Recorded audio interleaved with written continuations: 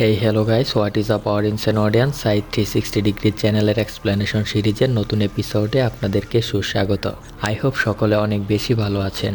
ভিডিওটি যদি মন থেকে একটুও ভালো লেগে থাকে তাহলে সাবস্ক্রাইব, লাইক অ্যান্ড কমেন্ট করতে ভুলবেন না যেন। ইনি হলেন অটো লিওন হার্ট, ইনি স্টেট পড। তারা দুজন মিলে একটি স্কুল তৈরি করেন। স্কুলটি বেশ ভালোভাবেই চলছিল। সময়ের সাথে সাথে স্কুলটি লোকজনের কাছে জনপ্রিয় হয়ে উঠেছে। তখন অটো লিওন হার্ট ভাবে স্কুলটি দ্বারা সবার যেন ভালো হয়, স্টুডেন্টরাও যেন কিছু শিখতে পারে, আর স্টেট পড ভাবে স্কুলটি যেন ব্যবসায় পরিণত হয়। তারা দুজন স্কুলের ওয়ার্নার হয়েও তাদের চিন্তা ভাবনা ছিল ভিন্ন।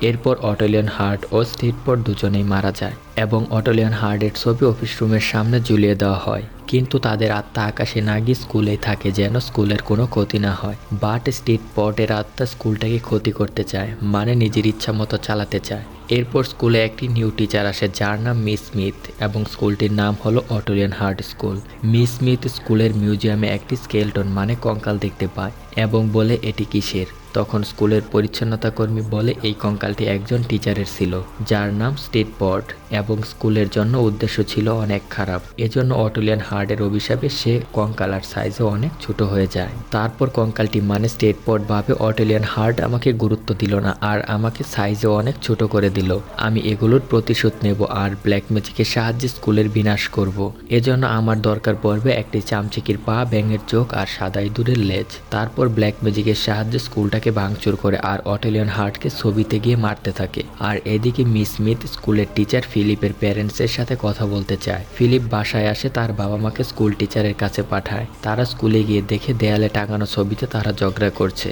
এবং কালো জাদুর সাহায্যে ছবি থেকে স্টেট পড বের হয়ে আসে। ফিলিপের প্যারেন্টস স্কুলের প্রবলেমস দেখে স্কুলটি বন্ধ করে দিতে বলে। অটো লিওন হার্ট এটা শুনে তাদেরকেও ছোট করে দেয়। এদিকে স্টেট পড কালো জাদুর সাহায্যে মিস স্মিথকেও ছোট করে দেয় এবং একটি রুমের ভিতর বন্দি করে রাখে। এরপর সেখানে স্টেট পড আসে, এসে মিস স্মিথকে বলে আমি অটো লিওন হার্টের সমস্ত শক্তি কেড়ে নিয়ে তার স্মৃতি মুছে দিয়ে তাকে মেরে ফেলবো। এইদিকে ফিলিপের বাবা মা অনেক ছোট অবস্থায় আছে।